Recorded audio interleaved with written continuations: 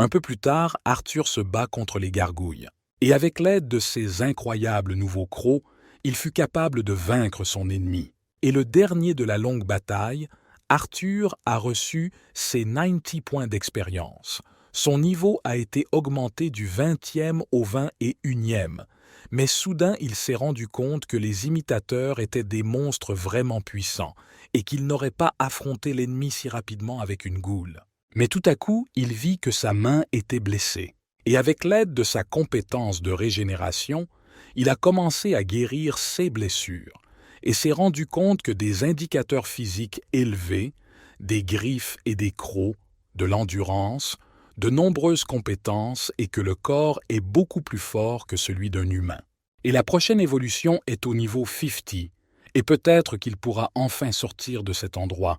Mais quand même, qui aurait pensé qu'il verrait si souvent des monstres de rang et que des monstres de rang maximum D et inférieur vivaient dans cette zone. Mais maintenant tout est à blâmer. Certainement la surpopulation de monstres. Cela a commencé bien avant l'apparition de l'ogre sur le territoire des monstres de bas rang. Si cela continue, des monstres remonteront à la surface et terroriseront la terre la plus proche. Et le seul moyen de le restaurer est de vaincre le boss principal vivant dans les profondeurs du donjon. Et combien de problèmes, et qui sait combien de victimes il y aura si la surpopulation de monstres atteint son apogée. Eh bien, tout à coup, Arthur entendit quelque chose derrière lui. Puis il réalisa que ce n'étaient pas les pas de monstres, mais de personnes. Et dans le groupe de 3 gars, il y avait Frank qui a commencé à dire qu'il ne fait aucun doute que la raison de l'apparition de l'Essaim Kourgouli à ce niveau est la surpopulation dans les donjons. Son partenaire David lui a dit que, si tel était le CA, il devait alors revenir et informer le maître de guilde. Mais la fille ne comprenait pas de quoi il parlait.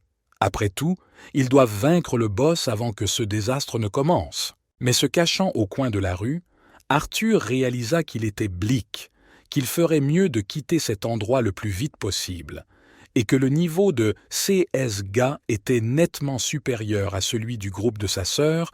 S'il essayait de les combattre, il mourrait certainement. Et en même temps, David commença à dire à ses camarades qu'il ne pensait pas qu'il serait seul à 3 pour aller voir le patron dans le donjon. Mais leur chef a répondu que les chiffres pourraient éventuellement devenir incontrôlables et qu'ils n'auraient plus la meilleure opportunité de l'arrêter, comme ils le font actuellement.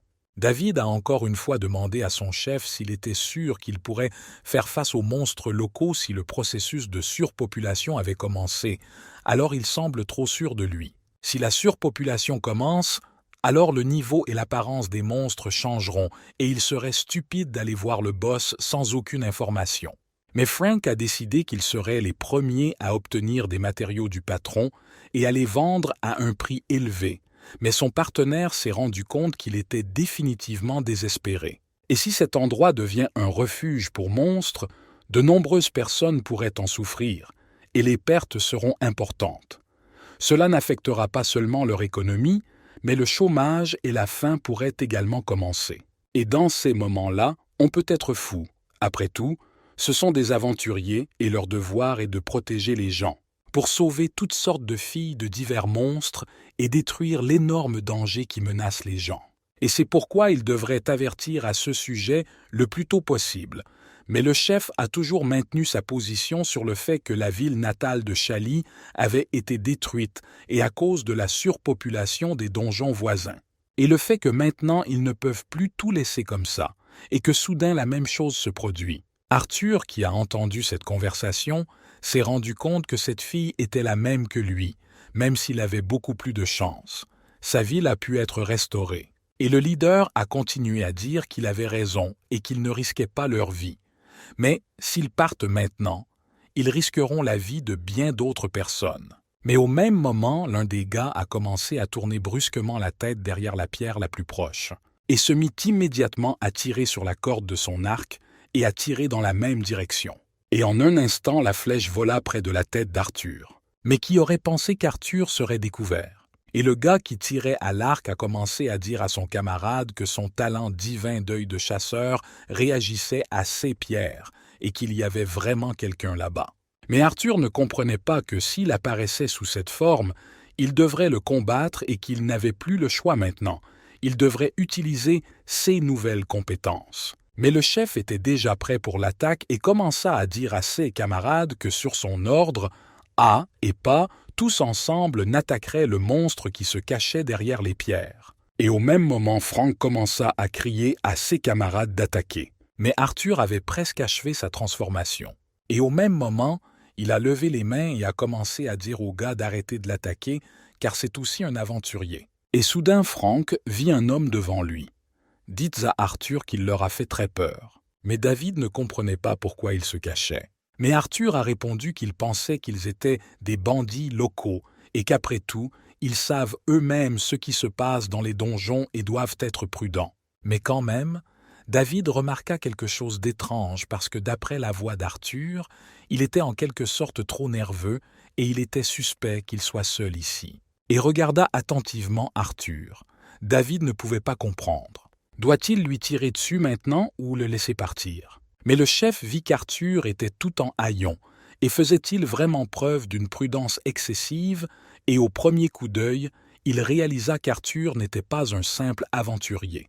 Mais soudain, Arthur commença à penser au fait qu'il pensait que s'il se réincarnait en tant que personne, il le croirait immédiatement. Mais ces gars-là ne se sont pas révélés aussi simples qu'à première vue, et le fait qu'il a utilisé la transformation pour éviter des soupçons inutiles. Mais maintenant, tout s'est avéré beaucoup plus compliqué. Et soudain, le chef commença à dire à Arthur que David se comporte toujours grossièrement envers les étrangers et qu'il ne devrait pas faire attention à lui.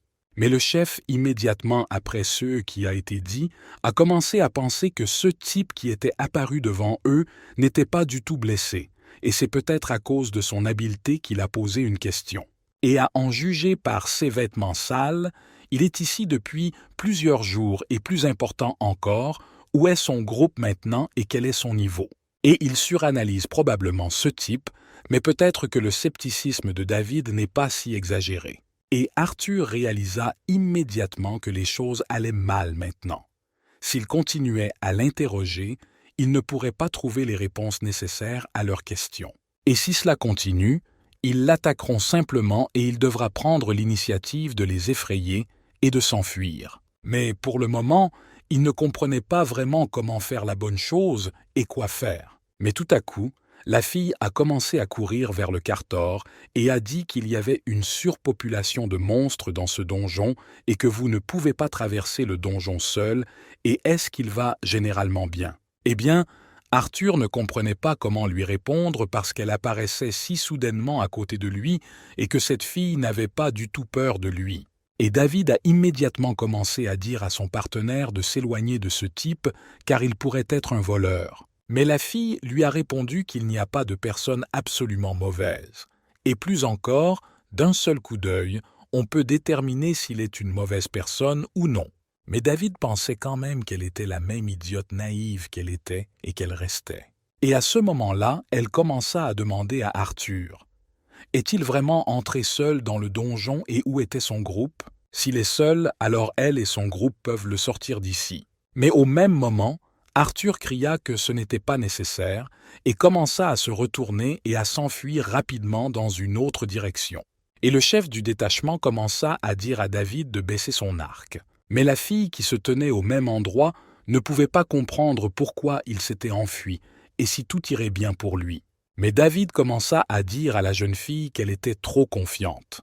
N'importe qui pourrait simplement la tromper. Mais soudain la jeune fille, qui tourna la tête, commença à dire à David de ne pas dire de telles choses, car même s'il avait l'air étrange, elle ne voulait pas le juger uniquement sur son apparence, et il était ici complètement à cause de la surpopulation dans la salle.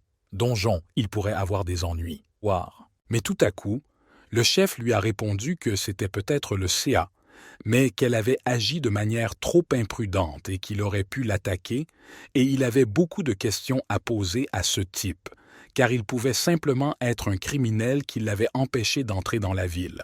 Mais la jeune fille pensait quand même qu'il n'était pas du tout une mauvaise personne. Les combats entre personnes dans un donjon sont une chose dangereuse pour les deux camps. Et même s'il s'agit d'un criminel, il ne faut pas le poursuivre pour déclencher une bagarre, a décidé le leader. Et David Costia est prudent, mais il ne doit pas immédiatement montrer ses véritables intentions à l'ennemi. Et dans cette situation, aucune des parties opposées n'a pu faire le premier pas, mais grâce à la gentillesse de Shelley, le gars s'est senti mal à l'aise et s'est enfui, et en plus, elle a facilement dissipé la tension qui volait dans l'air. La méfiance et la prudence sont des qualités importantes de tout aventurier, mais la confiance de Shelley dans les gens est également très importante pour un aventurier. Et ce type s'est quand même échappé. Alors, maintenant, ils doivent décider quoi faire ensuite, continuer leur chemin ou se retirer en ville, et le dernier mot reviendra à David. Mais David a soudainement commencé à réfléchir parce qu'il ne comprenait pas vraiment comment il pourrait résoudre cette situation. Et bien qu'il soutienne les idéaux du leader, il n'a pas pensé aux sentiments de Shelley. Mais il avait peut-être raison.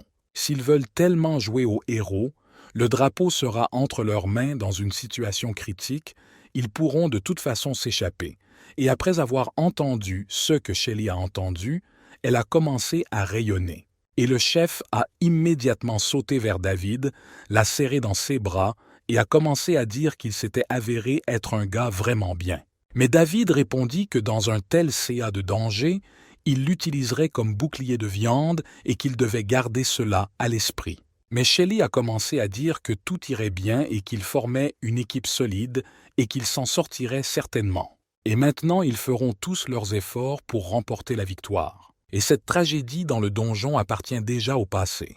Et maintenant, Shelley a décidé que cela ne se reproduirait plus. Et elle ne permettra jamais que le désastre survenu il n'y a pas si longtemps se reproduise. Et en même temps, Arthur courait très loin de ses gars, et à ce moment, il décida de s'arrêter pour reprendre son souffle. Mais soudain, il se demanda, n'était-il pas trop méfiant et pourquoi ne l'ont-ils pas poursuivi? Après tout, je me souviens de cette conversation avec la fille qui disait qu'on ne pouvait pas traverser le donjon seul et qu'il allait bien.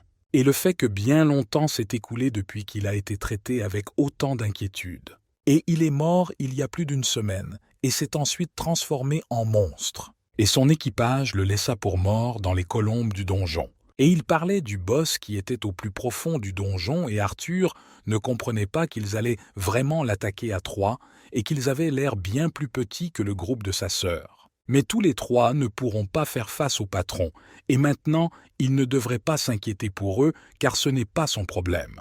Et le fait que cette fois Arthur a réussi à s'échapper. Mais s'il les rencontre à nouveau, il devra désormais se battre. Et ils sont venus au donjon confiants en leur capacité, et, contrairement à lui, il ne leur causerait que des problèmes. Et encore plus sous forme humaine, il est sacrément faible, et s'il montre sa véritable apparence et ne l'attaque pas. Et dans de tels moments, vous pouvez être fou, et ils mettent beaucoup de temps à protéger les gens.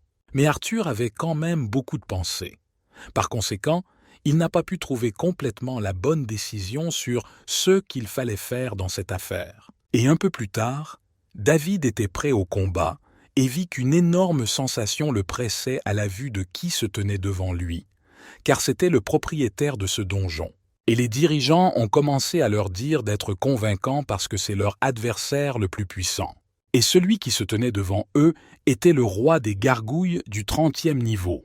Et au même instant, il ouvrit son 3e œil et se mit à grogner énormément envers les aventuriers. Dès que Shelley a levé la tête vers la fenêtre de notification, elle a vu que le roi des gargouilles était de niveau 30 et plus que prévu. Mais elle ne peut toujours pas se permettre de battre en retraite. Et soudain, le chef a commencé à dire qu'il attaquerait en premier et que Shelley devrait attaquer après lui.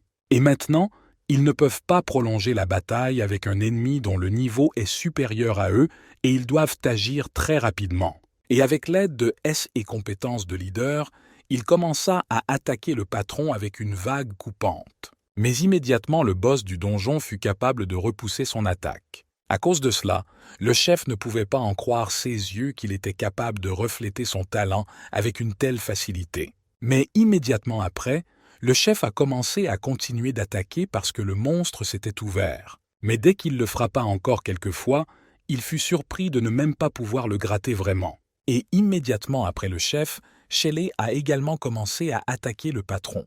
Et soudain, Elle réalise que même si le niveau est élevé, il n'est pas si rapide et qu'elle n'a pas d'égal dans le combat à l'épée, car avec l'aide de sa compétence de princesse à l'épée, elle pourra augmenter son talent d'escrime, et agita son épée.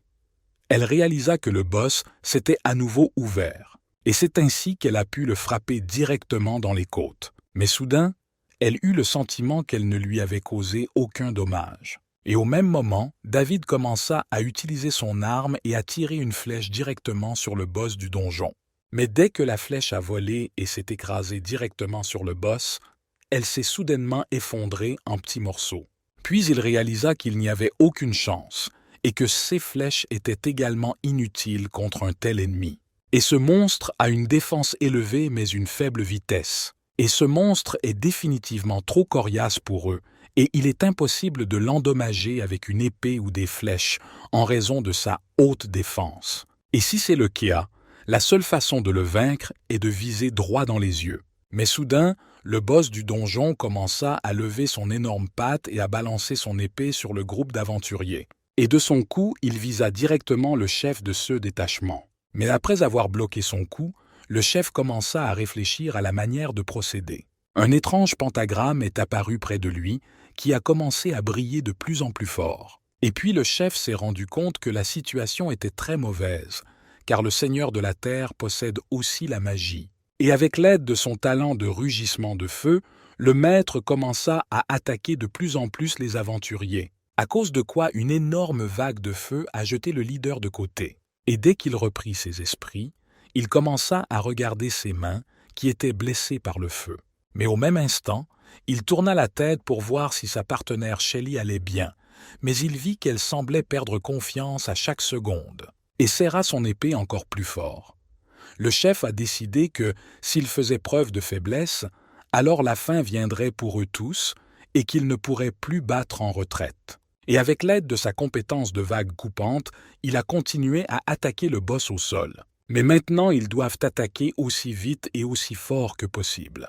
Et se retrouvant dans les flammes de son ennemi, le chef du groupe endura toutes les douleurs, afin de lui infliger rapidement de plus en plus de coups.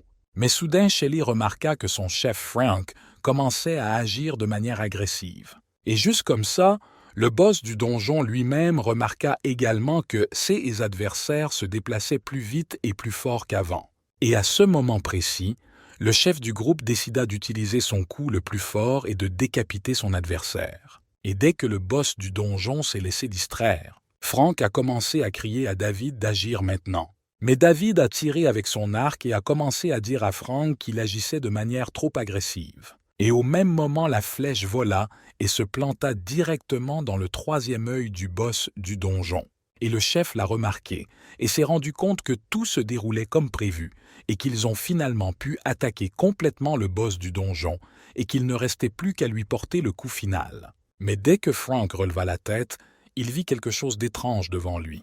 Et le fait que cet énorme monstre a commencé à briller d'un rouge vif et à devenir de plus en plus agressif. Soudain, l'épée de Frank s'envola de ses mains, et il a commencé à voler sur le côté et à ressentir une énorme douleur dans son corps. Mais au même moment, il commença à perdre connaissance. Et David a commencé à crier à la fille Shelly d'oublier Frank et ils doivent s'enfuir. Mais le chef du donjon qui se tenait à côté du chef était prêt à l'achever. Et Shelly, qui regardait cela les larmes aux yeux, a commencé à crier à Frank de se réveiller, et se tenait devant lui. Elle était déjà prête à accepter tout ce pouvoir qui se tenait devant elle. Mais David, puisqu'il était archer, se tenait derrière et commençait à se mettre en colère parce que Shelly ne l'écoutait pas. Mais Shelly était aussi fatiguée après une longue bataille, et elle réalisa qu'elle ne pouvait pas empêcher Frank de cette attaque imprudente, et donc qu'elle ne pouvait pas le laisser mourir ici. Et elle savait qu'elle devait courir, mais elle ne pouvait pas le faire. Et au même moment, elle a commencé à pardonner à David parce qu'il ne voulait pas s'en prendre à ce monstre. Mais David, également grièvement blessé, a commencé à parler de sa partenaire pour qu'elle ne dise pas de bêtises. Mais David n'allait blâmer personne pour cela, car il avait lui-même pris la décision de se battre. Elle ne devait donc pas se blâmer. Mais soudain, il tourna la tête et vit que David avait également perdu connaissance. « Eh bien, monsieur, je ne voulais pas les laisser en vie et j'ai commencé à brandir mon énorme épée. et Shelley était déjà prête à dire au revoir à sa vie. Mais soudain, elle entendit quelqu'un courir vers eux et prendre l'épée du chef. Et au même moment, il y eut un grand bruit d'épée. Mais dès qu'elle ouvrit les yeux, elle réalisa qu'elle était toujours en vie. Arthur devant elle, qui retint l'attaque du patron du donjon et commença à dire qu'il ne pouvait toujours pas rester debout et regarder les autres mourir. Et se tournant vers le patron du donjon, Arthur dit que, désormais, il est son adversaire. Et dès que Shelley a vu qu'Arthur avait résisté au coup d'un énorme monstre, elle a été complètement sous le choc. Et dès qu'elle put voir Arthur, elle réalisa que c'était le gars qu'ils avaient récemment rencontré dans le donjon. Et au même moment, David put reprendre ses esprits et commença à demander à Arthur pourquoi il était venu les chercher. Mais dès qu'Arthur entendit ces mots, il commença lui-même à réfléchir à la raison pour laquelle il était ici. Mais il y a quelques heures, Arthur, assis au fond de la grotte, pensait que c'était trop risqué de les suivre. Il comprendrait vite qu'il était un monstre et devrait les combattre. Mais Arthur lui-même ne comprenait pas bien à quoi il pensait. Et maintenant, il doit reprendre courage et aller aider ces gars. Après tout, la question n'est pas de savoir ce qui est juste, mais de savoir comment il veut lui-même agir. Et c'est pourquoi il a lié sa vie aux aventuriers, même s'il n'avait aucun talent ou compétence utile, et qu'il rêvait qu'un jour, il serait capable de combattre des monstres tout en protégeant des innocents. Et ces gars risquent leur vie pour sauver des millions de vies, et pourquoi devraient-ils les quitter? Et Arthur réalisa immédiatement qu'il pouvait aider ces gars et ne serait pas un fardeau pour eux. Et dès que leurs lames se rencontrèrent, un bruit fort se fit entendre. Arthur réalisa soudain qu'au moins ces gars étaient capables de blesser le boss du donjon. Mais leur différence de niveau était tout simplement colossale. Après tout, le niveau du roi des gargouilles était désormais de niveau 30, et le niveau d'Arthur n'était que le niveau 21. Et dès que le roi gargouille frappa de nouveau avec son énorme épée. Et après cela, le roi commença à porter plusieurs autres coups, et Arthur dut battre en retraite. Et puis, il réalisa qu'il ne pouvait pas faire face seul à ce monstre. Et maintenant, ils doivent s'enfuir d'ici immédiatement. Mais tournant son regard vers le chef qui gisait au sol, inconscient, il réalisa qu'il n'était plus en état de bouger. Après tout, l'autre gars et la fille pouvaient à peine se tenir debout. Et regarde le roi. Il se rendit compte qu'il l'avait un peu battu et qu'il n'était pas parvenu à le blesser autant, même s'il l'avait blessé à la tête et à l'œil sur le ventre. Le boss lui-même est très fort, mais sa principale faiblesse est son estomac et vous devez le viser. Et dès que le roi frappa Arthur plusieurs fois, au même moment, le roi commença à sourire étrangement. Après tout, sa prochaine attaque put immédiatement blesser Arthur. Et la fille au coquillage qui se tenait derrière Arthur vit qu'il avait reçu une blessure mortelle. Et ils ne comprenaient pas tous comment Arthur pouvait voler de ses propres ailes après cela. Mais Arthur était déterminé et était toujours capable de survivre. Après une telle attaque, ses yeux commencèrent à briller de colère pour un tel coup.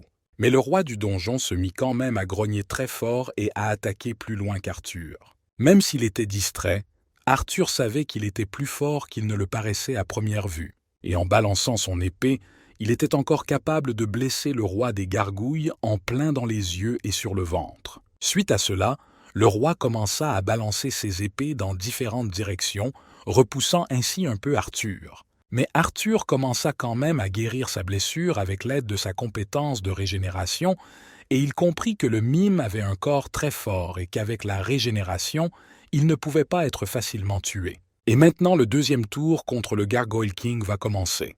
Et dès qu'Arthur fut prêt à l'attaquer, le roi commença soudain à activer sa compétence Fire Roar. Et remarquant cela, Arthur réalisa qu'il avait lancé la magie du feu directement sur lui-même. Et sautant sur le côté, Arthur réalisa qu'il ne s'approcherait certainement pas de lui et qu'il devait maintenant élaborer un nouveau plan. Mais après avoir fait quelques sauts supplémentaires d'un côté à l'autre, Arthur s'est rendu compte qu'il était plongé dans une impasse et qu'il doit maintenant trouver quelque chose, sinon il mourra sur le coup.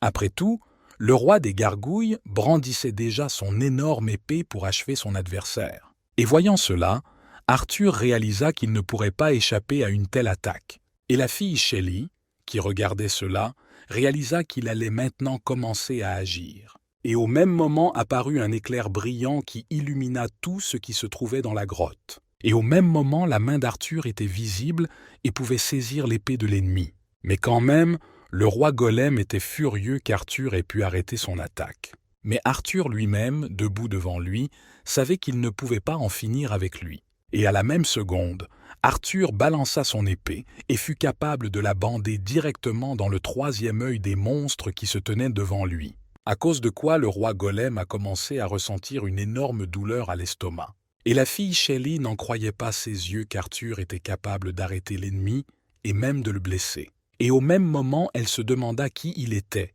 Mais le roi des gargouilles recommença à activer sa compétence de feu. Et au même moment, Arthur traversa une période difficile car le feu traversa directement l'épée jusqu'à sa main. Et il a commencé à ressentir une douleur énorme à cause du fait qu'il avait trop chaud. Mais dès qu'il regarda son adversaire, il vit que le roi Golem balançait à nouveau son énorme épée, mais Arthur était capable d'esquiver et d'esquiver. Et le fait que le roi Golem n'était pas si simple. Et le fait qu'il lui a infligé une blessure mortelle et qu'il peut encore rester immobile et se battre. Et bien que le roi des golems ait été blessé à plusieurs reprises, il a quand même continué à attaquer Arthur, qui a sauté d'un côté à l'autre et s'est rendu compte qu'il ne pouvait pas l'attaquer en retour, et grâce à la régénération, il a pu l'attaquer sans être blessé par le rideau de feu sur son mana, qui était presque nul. Et maintenant tout va très mal, et non seulement il ne peut pas utiliser la régénération et à ce rythme il ne pourra pas utiliser la transformation, mais cet idiot de pierre est presque à sa limite. Et maintenant il sera clair lequel d'entre eux s'éteindra en premier. À cause de cette couverture, Arthur ne pouvait pas s'approcher trop près du roi et s'il se transforme à nouveau en monstre, cela ne fera qu'effrayer ces gars-là, mais certainement pas le roi. Et maintenant, nous sommes tout simplement dans une impasse. Mais littéralement quelques secondes plus tard, le roi des gargouilles pressa à nouveau Adam contre le mur. Il n'avait nulle part où s'habiller. Il restait immobile et ne savait pas où se retirer. Et les autres gars ont commencé à comprendre que s'il ne faisait rien, ce type mourrait tout simplement. David, à peine allongé sur le sol, commença peu à peu à saisir son arc. Mais dès qu'il y parvint, il le serra fermement dans sa main et commença à le soulever. Et après tout, David n'a pas incité à rester endetté envers quelqu'un. Et maintenant, il a crié à Arthur pour qu'il n'ose pas mourir. Et dès qu'il a tiré sa flèche directement sur le roi des gargouilles, Arthur le remarqua et tourna la tête. Il ne comprenait pas où il visait. La flèche était toujours plantée juste au-dessus de la tête du roi gargouille, et d'énormes pierres commencèrent à lui tomber directement sur la tête. À cause de quoi le roi des gargouilles commença à ressentir d'énormes douleurs à la tête. Et remarquant cela, Arthur réalisa qu'il avait réussi à se cogner la tête et que c'était maintenant sa chance d'attaquer le roi. Et ayant rassemblé toutes ses forces, Arthur balança à nouveau sa lame et put blesser le roi gargouille directement au troisième œil qui était situé sur son ventre. Et à cause de quoi le roi des gargouilles se mit à grogner très fort. Et malgré toute sa colère, il tira encore l'épée de son poing vulnérable. Mais Arthur n'a pas bien compris car il l'a frappé dans un point faible, mais il se tenait toujours sur ses deux jambes. Et il doit l'arrêter maintenant alors qu'il est vulnérable. Mais avec une forte attaque, il a laissé tomber son épée. Mais pour la ramasser, il doit se placer juste à côté du roi. Maintenant, Arthur réalisait qu'il n'avait tout simplement pas le choix et qu'il devrait l'attaquer à main nue. Et se penchant de sa place, il se mit à voler droit vers le roi gargouille. Et tandis qu'il était en l'air, il agita la main en criant que maintenant tout serait fini. Et de toutes ses forces, il frappa le roi directement au point faible de ses yeux, sur son ventre. À cause de quoi, après un coup aussi énorme et fort, son ventre a commencé à briller d'une couleur vive. Et bien sûr, à la fin, le roi gargouille était encore capable de tomber au sol et Arthur réalisa qu'il était enfin capable de le vaincre. En raison du fait que le seigneur du pays de niveau 30 a été vaincu, Arthur a reçu sa récompense de 630 points d'expérience. Son niveau a été augmenté de 21 à 25. Les donjons sont un endroit qui attire les monstres, créant un endroit merveilleux où vivre, et le Seigneur de la Terre est le tout premier monstre qui s'est installé dans les profondeurs du donjon et est devenu une sorte de source pour tous les autres monstres et une source d'un énorme pouvoir magique. Et maintenant le patron est mort et la surpopulation va s'arrêter pour un certain temps, la hiérarchie des monstres dans son complexe résidentiel va commencer à changer et tout redeviendra normal. La question reste de savoir si ces gars ont vu ces conversions partielles lors de son combat avec les gargouilles. Mais David a compris à ce moment-là qu'il n'y avait aucun doute.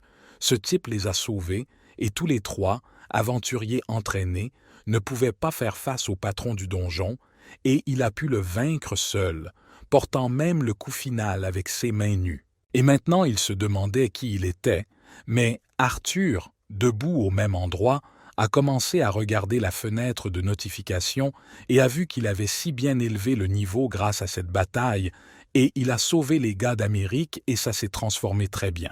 Et il se rapprocha encore davantage du stade d'une nouvelle évolution. Mais soudain Shelley commença à s'approcher d'Arthur et à lui dire qu'elle lui était reconnaissante de les avoir sauvés et que sans lui, ils auraient perdu. Mais Arthur ne savait toujours pas qu'elle s'approcherait de lui si brusquement et il commença à obscurcir sa fenêtre avec une pancarte pour qu'elle ne voie pas qu'il appartenait à la race des monstres. Et elle a continué à dire qu'il pouvait se présenter comme son nom. Eh bien, Arthur a soudainement attiré l'attention sur sa fenêtre de notification et a vu combien de mana il lui restait.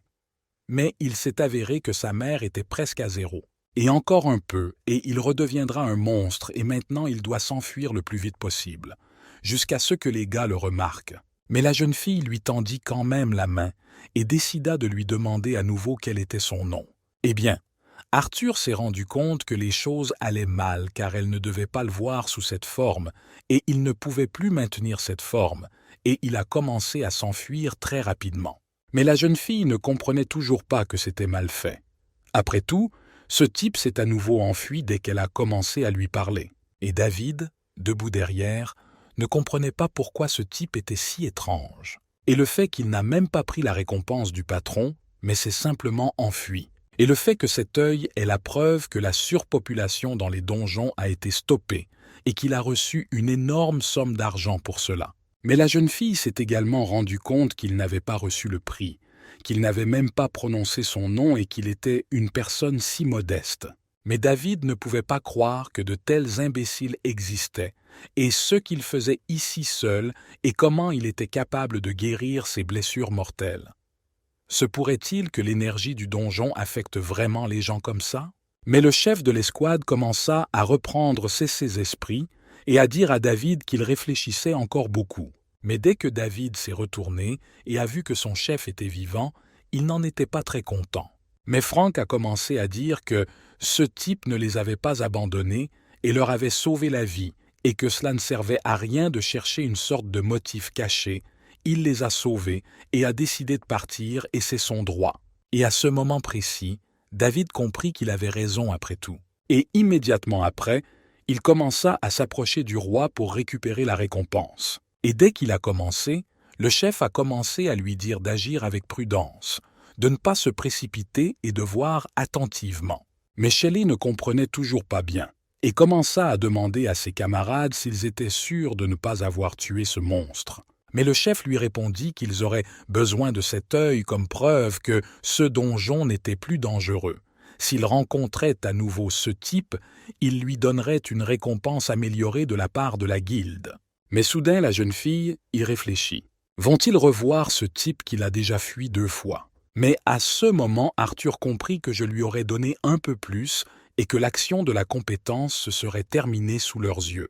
Et il aurait tenu un peu plus longtemps, mais une utilisation fréquente de la régénération dépensait une quantité décente de mana. Mais la bonne nouvelle était qu'il était maintenant au 25e niveau et qu'il avait désormais 36 points de mana. Et si la réincarnation dépense une unité de mana en temps minutes, alors il peut tenir plus de 6 heures. Pour restituer la moitié de la manne, alors il aura besoin de linge.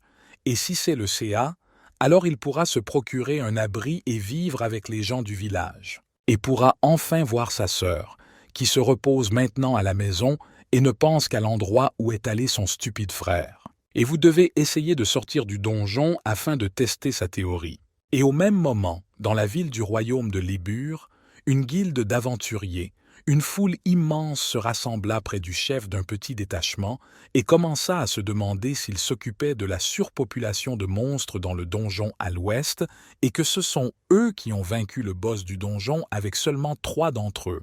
Mais Frank a commencé à dire que c'était la pure vérité, car c'était la première fois qu'il voyait un boss d'un si haut niveau, et sans eux, le donjon occidental se serait transformé en un nid de monstres. Mais le maître de guilde, Hans, lui dit qu'il était difficile de croire que seuls 3 aventuriers soient capables de vaincre le boss du donjon. Ce à quoi Frank répondit qu'il n'était pas 3. Mais Hans ne comprenait pas vraiment ce que Frank voulait dire. Mais soudain, Shelley entra dans la conversation et commença à dire que dans le donjon, ils avaient rencontré un garçon qui les aiderait à vaincre le boss. Eh bien, Hans ne comprenait pas si elle voulait vraiment dire ça grâce à l'aide d'un garçon. Et au même instant, se retournant, elle dit qu'apparemment Shelley avait interrompu trop longtemps dans le donjon et que son esprit était obscurci par des miasmes magiques. Mais Shelley a toujours tenu bon et a dit que c'était vrai et qu'un garçon aux cheveux gris et à la peau pâle avec un regard menaçant et un masque sur la tête, elle l'a vu de ses propres yeux. Eh bien, David, debout derrière elle, a commencé à penser qu'elle le louait trop. Après tout, il avait des joues flasques, un regard sans vie, une aura effrayante et une peau douloureusement pâle. Et au même moment, David s'est retourné et a dit à Shelley qu'elle le félicitait trop, mais qu'elle avait quand même son tour. Se tournant vers lui, elle dit qu'il minimisait ses mérites. Mais Frank a soudainement commencé à dire que Shelley le décrivait peut-être de manière trop colorée, mais sans ce garçon, il n'aurait pas quitté le donjon vivant. Mais le maître de guilde, qui se tenait à proximité, disait toujours qu'il ne pouvait pas les croire sur parole. Mais au même instant, Frank arracha l'œil du chef du donjon et dit que celui qui parle de Faith aveugle, on lui a apporté l'œil du roi des gargouilles, drôle de preuve. Et les autres gars ont soudainement repris leurs esprits, et vous n'avez pas vu que vous émaniez de ce sac, sans aucun doute, une forte énergie magique. Et donc cela signifie que cela les a vraiment aidés, et ne leur a même pas enlevé la récompense. Mais d'autres aventuriers qui se trouvaient à proximité ne pouvaient pas croire qu'ils pouvaient vaincre un tel boss sans même remporter la récompense, et cela n'a aucun sens. Et pourquoi devrait-il avoir beaucoup d'argent? Mais d'autres aventuriers pensaient qu'il était peut-être simplement un imbécile du village et, plus probablement, juste un fan d'agiter les poings. Et Shelley a quand même décidé qu'il était probablement un garde du corps de la famille royale qui l'avait inventé dans le donjon afin d'aiguiser ses compétences sur les monstres locaux, et il ressemblait à un homme d'une famille noble et certainement pas seulement à un vrai. Le chef a dit qu'elle était déjà complètement en train de rêver. Et maintenant, à cause de sa malheureuse histoire, tout le monde le considère comme l'idiot du village. Dans cette foule immense se tenait la sœur d'Arthur qui a commencé à réfléchir à la façon d'éliminer un boss de ce niveau, et ce type doit être un combattant incroyablement expérimenté. Et le donjon occidental est l'endroit où elle a vu son frère pour la dernière fois. Et c'est ici qu'un inconnu a sauvé sa vie d'un féroce ogre. Et juste comme ça, le boss lui-même a été vaincu. Et maintenant, la hiérarchie du donjon va changer et les monstres vont s'affaiblir et ce donjon ne constituera plus une menace forte et au moins plusieurs années doivent s'écouler avant la naissance du nouveau boss. Et maintenant, cet endroit sera beaucoup plus sûr qu'avant et elle pourra à nouveau partir à la recherche de son frère disparu. Et un peu plus tard, Frank commença à dire à ses camarades que c'était la récompense promise et que pour une telle montagne d'or, il valait la peine de risquer leur vie. Mais David a dit que la moitié de l'argent serait dépensé pour le traitement, l'achat de nouvelles armes, d'armures ainsi que le loyer, et cette montagne d'or en valait-elle vraiment la peine? Mais Shelley réfléchit soudain à ce qu'il ferait avec la part du garçon, mais Frank répondit qu'il s'était lui-même enfui et refusait ainsi la récompense. Et pour commencer, il leur faudrait diviser cette montagne d'or en 3, et, tendant le sac d'or à David, il dit qu'il le ferait. Et Frank a remis un autre sac et a dit que c'était son cadeau pour Shelley. Mais elle ne comprit soudain pas pourquoi il lui donnait cet argent. Mais Frank lui répondit qu'elle voulait retourner dans son pays natal, et le fait que le chemin ne sera pas facile. Elle devrait donc être plus prudente. Et au même moment, elle s'inclina devant son chef, le remerciant de l'avoir aidé. Et elle le remerciera certainement 10 fois, ce à quoi Frank a répondu qu'il la prenait au mot. Et Shelly a dit au revoir à ses amis, à quoi le chef de leur équipe, Frank, accompagné de David, lui ont dit au revoir. Mais soudain, David a commencé à dire à Frank qu'il s'agissait de dons qu'il avait reçus de l'Église en tant qu'orphelin qui avait perdu ses parents lors des monstres, et ne pensait-il pas qu'il gaspillait cet argent parce que Shelly avait découvert qui le lirait pour une telle stupidité? Eh bien, Frank a répondu que chaque année, le nombre de donjons surpeuplés augmente considérablement, et les scientifiques pensent que dans des centaines d'années, leur royaume se transformera en un immense nid de monstres. 6 dons ne valent donc rien. Peu importe les efforts qu'ils déploient pour débarrasser le donjon des monstres et aider les gris qui ont souffert des monstres, tout se résume finalement à une seule chose. Et seuls les gens sont insensés par nature et feront même des choses insignifiantes. C'est ce qu'a fait David, sans les jeter à la merci du monstre. Mais soudain, David demanda s'il savait vraiment où il avait envoyé Shelly dans la ville qui souffrait de la surpopulation de monstres dans la ville détruite de Field. Shelly devrait l'oublier, mais elle y revient encore et encore. Mais en même temps, Arthur détruisait ainsi les monstres du donjon, augmentait son niveau d'autant plus haut parce que son rêve était qu'il se transformerait rapidement en humain et s'en sortirait. Et dès qu'il reçut ses 36 points d'expérience, il passa toute la journée à nettoyer le donjon des monstres restants dans l'espoir d'élever au moins un peu son niveau. Mais il s'est avéré que cela ne l'a pas aidé. Et le fait qu'après la mort du patron, de nouveaux monstres ne naissaient plus dans le donjon, et que dans quelques jours, un groupe viendrait ici à la recherche d'ingrédients provenant des cadavres de monstres, cela ne servait plus à lui de rester ici, et le fait qu'Arthur a fouillé tout le donjon à la recherche de monstres afin d'augmenter son niveau et avant de se rendre au village vers les gens. Il voulait augmenter un peu son niveau pour augmenter la quantité de mana, puisqu'il pouvait utiliser la transformation beaucoup plus longtemps au niveau actuel de la ville, il ne le pouvait pas. Et son objectif initial est de retourner dans la capitale auprès de sa sœur. Cependant, il y a trop de monde. Et derrière l'obscurité du donjon, il pourrait cacher ses crocs et ses contusions. Mais dans la capitale, cela ne fonctionnera pas. Et puisque telle est la situation, Arthur commença néanmoins à réfléchir à l'endroit où il serait préférable pour lui de s'installer. Mais à ce moment-là, l'un des aventuriers commença à dire qu'il n'irait jamais dans la ville de Votfield et qu'il n'y irait pas pour de l'argent. Mais l'autre gars ne comprenait pas pourquoi cette ville était si mauvaise. Ce à quoi l'autre gars a répondu qu'il plaisantait vraiment et qu'il ne savait vraiment pas ce qui se passait là-bas. Et le fait qu'après l'attaque des monstres, cette ville s'est transformée en une véritable ville fantôme. Même s'il y aura des flots de monstres, des vols et des meurtres, personne de sensé n'entrera dans cette foutue ville. Et l'anarchie règne dans cette ville. L'apparition d'Arthur là-bas ne soulève donc pas beaucoup de questions.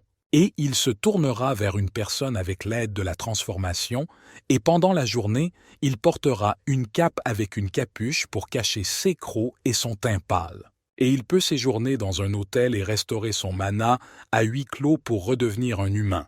Également, grâce aux ingrédients, il pourra gagner un peu d'argent supplémentaire. Cela suffira pour trouver un logement. Et le prochain arrêt d'Arthur est la ville de Oatfield. Et bientôt Arthur arriva dans la ville. Et dès qu'il fut sur place, il commença à penser que cette ville était devenue un refuge pour la lie de la société après une attaque de monstres venus du donjon. Et des rumeurs courent selon lesquelles c'est l'une des villes les plus dangereuses de leur pays. Cependant, des gens vivent toujours ici. Et grâce à sa réincarnation, il a enfin pu sortir vers les gens et personne ici ne le regardait. C'était un tel bonheur. Cependant, la prudence ne lui fera pas de mal. Et au début, il réalisa qu'il devait acheter des vêtements fermés et qu'il ne devait pas non plus sourire largement. Sinon, ses crocs seraient remarqués et maintenant il est capable de maintenir la transformation pendant environ 6 heures. Et jusqu'à ce qu'il se transforme en monstre, il doit trouver un hôtel bon marché où il pourra restaurer le mana la nuit. Mais il devait d'abord regarder au siège de la guilde. Et dès qu'il découvrit ce même panneau annonçant qu'il s'agissait du siège de la guilde, et rentra à l'intérieur, il montra au vendeur 3 pierres de monstre au-dessus du niveau 20. Mais le vendeur a commencé à demander à Arthur comment il pouvait obtenir de telles pierres sans aucun équipement, ce à quoi Arthur a répondu que grâce à son habileté, il avait pu obtenir tout cela. Et avec l'aide de ses yeux de gargouille, qu'il a récupérés avant de quitter le donjon et pour ces pierres, il peut obtenir une récompense suffisante pour vivre dans la ville pendant un certain temps. Et au même moment, le marchand commença à dire que pour cela, il recevrait 500 pièces d'or. Mais Arthur ne pouvait pas comprendre s'il plaisantait, car dans la capitale, on paierait 20 fois plus pour de tels ingrédients. Mais soudain le marchand répondit à Arthur d'y aller puisqu'il voulait obtenir une somme suffisante, et a continué en disant qu'ils ne sont pas dans la capitale, mais dans la ville oubliée de Hotfield. Et peut-être qu'il a réellement volé ces pierres quelque part. Il ne le sait pas. Et dans ce quartier général de Guilde, il ne vérifie pas le niveau de l'aventurier iranien et il ne se soucie pas non plus de savoir comment il a obtenu ces pierres légalement ou non. Et s'il arrive même complètement couvert de sang, personne ne le regardera avec une faux.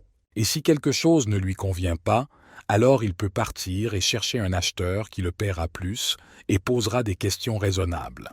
Après avoir pris ses 500 pièces, Arthur a commencé à partir en disant qu'il avait simplement été trompé et que cet argent lui suffirait au mieux dans quelques jours. Et il ne connaît pas du tout les locaux, donc il ne sait pas vraiment négocier. Mais dès qu'Arthur a franchi la porte, un gars l'a accueilli avec les mots que le nouveau gars avait oubliés. Mais Arthur s'est retourné et a commencé à demander à ce type ce qu'il voulait. À quoi ce type a commencé à dire qu'il s'appelle Jeff et qu'il est un aventurier local. Donc, tout le monde ici le connaît et il y a beaucoup de nouvelles personnes ici, et il ferait mieux d'apprendre les règles locales. Mais Arthur ne comprenait pas de quelles règles il parlait et si on pouvait faire confiance à ce type. Mais soudain, ce type s'est mis à sourire étrangement. Et au même instant, il pressa Arthur contre le mur. Mais Arthur ne pouvait pas comprendre ce qu'il attendait de lui et pourquoi il faisait cela. Mais Jeff a commencé à dire à Arthur de lui donner l'argent pour les pierres qu'il avait volées et qu'il couvrirait toujours ses arrières. Eh bien, Arthur n'aimait pas le fait que ce type allait le faire chanter et que d'autres personnes l'attendaient dans une telle ville. Et soudain, Arthur lui dit de reculer parce qu'il n'avait pas besoin de ses paroles. Mais Jeff pensait qu'un faible comme lui ne tiendrait pas une minute ici. Mais Arthur a frappé ce type avec un léger mouvement de la main, lui faisant perdre l'équilibre et commençant à tomber face contre terre. Ou au sol. Il a commencé à crier après Arthur. Comment osait-il le frapper? Mais les gars qui se tenaient à côté de lui ont commencé à se moquer du beau Jeff parce qu'il ne pouvait pas faire face au squelette ambulant ou peut-être qu'il avait simplement glissé. Mais Arthur ne voulait pas perdre beaucoup de temps et a commencé à demander à Jeff qu'il avait vraiment le 20e niveau. Mais Jeff commença à sortir son épée et à parler à notre héros pour qu'il tienne bon. Il répondra de tout. Mais Arthur ne pouvait pas comprendre qu'il envisageait sérieusement de l'attaquer avec une arme entourée de témoins. Et au même moment, d'autres gars ont commencé à s'approcher de Jeff et à lui dire de se calmer et de se calmer. Mais il ne voulait toujours pas battre en retraite, criant qu'il donnerait une leçon à cet enfant. Mais maintenant, Arthur réalisait qu'il devait agir. Et a couru vers ce type. À l'aide de coups sautés, il lui a fait tomber son arme des mains. Mais Jeff ne pouvait pas en croire ses yeux qu'il avait une telle force même s'il ressemblait à un gars si petit et mince. Mais Arthur décida qu'il était temps pour lui de regarder autour de lui avant qu'il ne soit trop tard. Et après lui, Jeff commença à crier où il allait. C'est un lâche et la prochaine fois, il le tuera. Mais après avoir parcouru quelques pâtés de maison et tourné le coin, Arthur a décidé qu'il pouvait le vaincre. Mais il ne voulait pas gaspiller de mana supplémentaire avec ce stupide mana, sinon son déguisement serait rapidement révélé et apparemment vivre ici serait beaucoup plus difficile que dans le donjon. Et dès qu'il fit nuit, Arthur était déjà dans l'hôtel le plus proche et assis dans la chambre, il commença à penser au fait que même dans le donjon, il n'était pas aussi fatigué qu'aujourd'hui. Et à la fin, il fut capable de payer l'hôtel, d'acheter une épée et une cape. Mais c'était comme si ces choses avaient déjà été utilisées avant lui. Et il a pu trouver la pièce la moins chère et la plus simple afin de restaurer mana du jour au lendemain. Les gens pendant encore un peu de temps, mais il devra collecter des informations sur la ville, et puis repartir chasser dans le donjon, et grâce à son habileté, il était toujours capable de s'installer parmi les gens. Et le lendemain, dans l'une des églises, le prêtre commença à demander à Shelley si elle était sûre de devoir leur donner combien d'argent elle pourrait dépenser pour ses besoins. Mais Shelley, tenant l'enfant dans ses bras, commença à répondre pour que le Saint-Père ne s'inquiète pas et qu'elle gagne certainement encore plus d'argent à son retour dans la capitale. Mais le Saint-Père répondit que, bien qu'il soit reconnaissant pour ses dons, elle pouvait dépenser l'argent pour ses besoins, et elle devrait oublier cette ville, un terrible souvenir. Mais Shelley ne comprenait pas de quoi il parlait car elle n'oublierait jamais cette ville.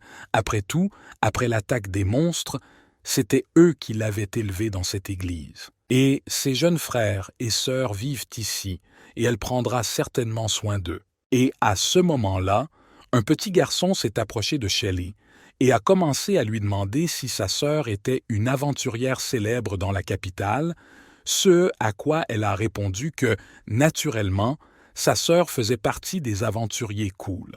Mais le garçon espérait que la capitale les aiderait à faire face au désastre. Mais Shelley a répondu pour qu'il puisse en être sûr, car il réglerait certainement le problème. Et un peu plus tard, Shelley commença à dire au Saint-Père qu'elle partirait et qu'ils devraient tous prendre soin d'eux-mêmes. Mais le Saint-Père lui répondit qu'il lui demandait aussi de prendre soin d'elle, car après tout, elle est une aventurière. Mais à ce moment-là, Arthur marchait dans la rue et commença à penser qu'à la fin, il ne pouvait parler à personne, et dès qu'il essayait d'entamer un dialogue avec quelqu'un, il le regardait comme un idiot, et peut-être qu'il devrait collecter plus de pierres sur les monstres et les vendre dans la capitale, mais a quand même décidé que c'était trop risqué et qu'il y avait beaucoup de sécurité autour de la capitale. Oui, et il dépenserait beaucoup d'argent rien que pour y arriver. Et dans la capitale, ils l'attraperont rapidement s'il leur semble suspect, et ici il peut se promener et personne ne le regardera de travers. Et plus encore dans la capitale, il peut tomber sur des connaissances qu'il ne veut pas croiser, et elles se mettront soudain à crier qu'il est mort dans le cachot et qu'il a marqué dans la capitale. Mais néanmoins, dans cette ville, Arthur réalisa qu'il ne gagnerait pas beaucoup d'argent. Mais soudain, marchant dans la rue, Arthur vit qu'une fille se tenait devant lui, et dès qu'elle le remarqua, elle se mit à sourire étrangement. Mais Arthur, debout devant elle, n'en croyait pas ses yeux qu'il avait rencontré cette fille en particulier ici. Et Shelley a commencé à dire que c'était le même garçon qui lui avait sauvé la vie. Mais cette même panique était clairement inscrite sur le visage d'Arthur parce qu'il ne comprenait pas ce qu'elle avait oublié ici. Et avec un regard brillant, elle commença à demander à Arthur s'il se souvenait d'elle. Après tout, ils se sont rencontrés dans une grotte et il l'a héroïquement sauvée, elle et ses camarades, du roi Gargouille, et elle ne pouvait pas penser qu'ils se reverraient si tôt. Mais Arthur n'avait pas du tout l'intention de la revoir. Mais elle était heureuse de rencontrer le héros qui a sauvé des vies dans sa ville natale, et ce n'était pas le destin autrement. Mais Arthur commença à se souvenir du nom de cette fille, mais soudain il se souvint qu'elle s'appelait Shelley, et que dans leur équipe, elle avait le niveau le plus bas, le 18e. Pour autant qu'il se souvienne exactement. Après tout, il était toujours capable de l'espionner derrière la pierre. Mais Arthur ne pouvait toujours pas comprendre ce qu'elle faisait ici. Ces gars ne créent pas l'impression de criminels, et ils doivent être arrivés de la capitale. Si Arthur se lève maintenant et reste silencieux, alors il éveillera encore plus de soupçons, et il doit d'une manière ou d'une autre lui échapper au plus vite. Mais Shelley a commencé à lui demander que cette fois-là, il ne s'était jamais présenté et quel était son nom de toute façon. Mais soudain, Arthur s'est retourné et a commencé à s'enfuir, disant qu'elle lui pardonnerait, mais elle a quand même fait une erreur. Mais Shelley crie à Arthur d'arrêter. Et soudain, elle s'est souvenue des paroles du chef selon lesquelles il avait dit qu'il avait beaucoup de questions à poser à ce type, parce qu'il pourrait être un criminel en fuite. Et le fait que Frank avait peut-être en partie raison en ce sens qu'il pouvait être ordinaire. Cela explique son séjour à cet endroit, mais quand même. Après tout, elle n'allait pas se plonger dans le passé d'Arthur. Elle voulait juste le remercier de l'avoir sauvé. Arthur ne comprenait pas pourquoi elle le poursuivait et ne devinait-il pas vraiment sa vraie nature. Mais pas une longue poursuite n'a conduit au fait que Shelley a quand même perdu Arthur. Je me suis arrêté. Elle ne pouvait pas comprendre où il avait disparu, car bien qu'elle soit rapide, il s'est avéré beaucoup plus agile. Et le fait qu'elle s'était retrouvée dans une ruelle et ne pouvait pas comprendre par où il s'était enfui. Eh bien, Arthur, en s'enfuyant, s'est toujours retrouvé dans une sorte d'impasse. Mais il s'est avéré qu'à cet endroit, il semblait qu'il n'y avait personne d'autre ni cette fille. Et maintenant, il veut se séparer d'elle en se cachant derrière le mur. Mais soudain, Arthur commença à grimper sur le mur. Il lui restait encore un peu à gravir jusqu'au sommet. Mais soudain, il remarqua que son épée commençait à sortir de son manteau et à tomber à terre. Et Arthur ne pouvait pas croire que son épée, valant jusqu'à 240 pièces d'or, lui échappait des mains. Il n'avait rien d'autre à faire que de sauter après, mais il ne pouvait toujours pas l'attraper, tout comme il ne pouvait pas le grouper correctement pour atterrir. Il a commencé à saisir le sol derrière son dos et à expliquer pourquoi il avait même sauté d'une telle hauteur. C'était une sorte d'imprudence. Mais soudain, il s'est avéré que la fille de Shelley l'avait trouvé et a commencé à lui demander d'où il avait dit qu'il avait sauté. Mais Arthur réalisa que pour le moment, il ne voulait pas. Mais tout à coup, la jeune fille a commencé à s'excuser de l'avoir poursuivi et de lui avoir apparemment fait peur. Après tout, elle ne voulait pas du tout cela.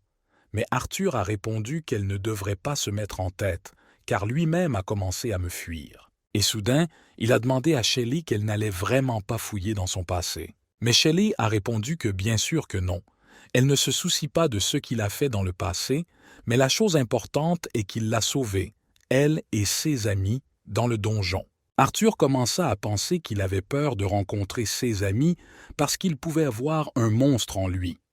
Cependant, cette fille est la seule de tous les habitants du quartier à vouloir lui parler, et elle est si gentille avec lui par rapport à son entourage. Mais Shelley a quand même demandé à nouveau si elle pouvait découvrir son nom. À quoi il a déjà répondu qu'il s'appelait Arthur Clank. Ce à quoi Shelley répondit que c'était un très beau nom, mais Arthur espérait toujours qu'il ne regretterait pas de s'être appelé par son vrai nom. Et pourtant, elle s'appelle Shelley, demanda Arthur. Mais que fait-elle dans cette ville abandonnée de Dieu? Mais immédiatement après ces mots, Arthur s'excusa car il ne pensait pas. Peut-être que ce ne sont pas ses affaires. Elle ne répondra peut-être pas, mais Shelley a répondu que tout allait bien. Et en effet, elle vit dans la capitale et vient ici rendre visite à sa famille. Après tout, c'est la ville dans laquelle elle est née, et elle rend visite à sa famille une fois par an, et à chaque départ, la ville devient de plus en plus dangereuse. La ville natale de Shelley était remplie de monstres après la surpopulation du donjon voisin. Puis, Arthur réalisa qu'il avait fait de cette ville un refuge pour les criminels. Arthur commença à dire qu'en fait c'était sa première fois ici et que cette ville avait toujours été si dangereuse, il posa une question. Ce à quoi Shelley a répondu que dans le passé c'était une ville prospère.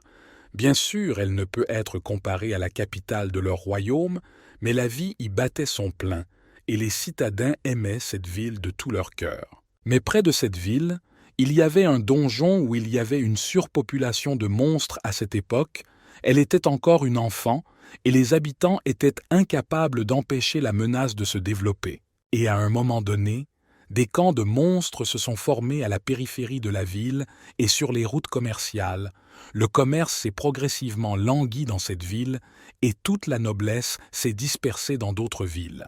Et finalement, de nombreux joueurs ont quitté cette ville et ont été remplacés par des criminels qui ont commencé à protéger cette ville des monstres, faisant de la réponse un lieu de voleurs et d'anarchie. Et bien que les criminels protègent les civils, ils ne les considèrent pas comme des personnes. Ils leur extorquent toujours de l'argent. Les citadins ont déjà peu d'argent, et elles rêvent de devenir une aventurière de premier ordre et d'apporter la paix et la tranquillité à cette ville en la faisant revivre. Mais Arthur était complètement choqué par cette mince histoire, car il ne pouvait même pas imaginer qu'une telle horreur se produisait ici. Et à ce moment-là dans l'église avec laquelle Shelley est récemment partie. Le garçon a commencé à dire au Saint-Père que dès qu'il deviendra adulte, il y deviendra également intéressant et protégera leur ville avec sa petite sœur. Après tout, il possède désormais également une compétence très utile sous forme de feu. Et il travaillera dur et donnera tout l'argent qu'il gagnera à l'église, aidant ainsi sa famille et le Saint-Père. Le Saint-Père comprit que son désir toucherait Shelley au plus profond de son âme. Mais tout à coup, des gars ont commencé à s'approcher de la porte d'entrée de l'église. Et le Saint-Père remarqua ces balles, mais commença à penser qu'il n'attendait personne d'autre aujourd'hui. Et soudain, la porte s'ouvrit très brusquement dans des directions différentes. Et des gars ont commencé à entrer avec un dragon rouge sur leur cape. Et le petit garçon a commencé à demander à son oncle non qui ils sont. Mais ces types ont commencé à dire que dans cette ville, ils savent surprendre et qu'ils ne pouvaient pas penser que cette église, qui avait été détruite et transformée en décombres, fonctionnait encore. Le Saint-Père a immédiatement attiré l'attention sur leur symbole sur le manteau. Je n'ai pas compris que ces gens sont des représentants du gang des Dragons Rouges qui contrôlent la ville. Et les bandits ont commencé à demander à grand-père.